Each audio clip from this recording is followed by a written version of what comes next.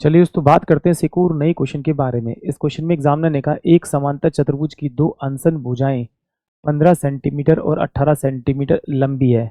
यदि दो छोटी भुजाओं के बीच की दूरी 12 सेंटीमीटर है तो दो बड़ी भुजाओं के बीच की दूरी क्या होगी, ये एग्जामिनर मुझसे पूछ रहा है। तो चलिए आइए बात करते हैं। देखिए एग्जामिनर ने क्या कहा कि भैया एक मेरे पास क्या है आपका समांतर चतुर्भुज। समांतर चतुर्भुज क्या होता है, जिसकी आमने सामने की भुजाएं बराबर होती हैं। ये वाली सबसे बड़ी भुजा इसकी 18 है तो ये भी 18 होगी।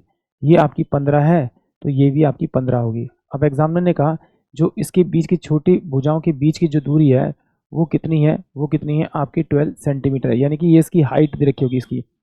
और उस एग्जामिनर ने जब मुझसे पूछा है सबसे बड़ी भुजाओं के बीच की दूरी पूछा है, तो मुझे पता है एरिया ऑफ पैरेललोग्राम क्या होता है, हाइट इंटू में बेस। तो यहाँ पर देखिए हाइट कितनी दे रखी है मुझे इसकी आपकी 12 और भुजा कितनी दे रखी है आपकी 15 इस छोटे वाले पे।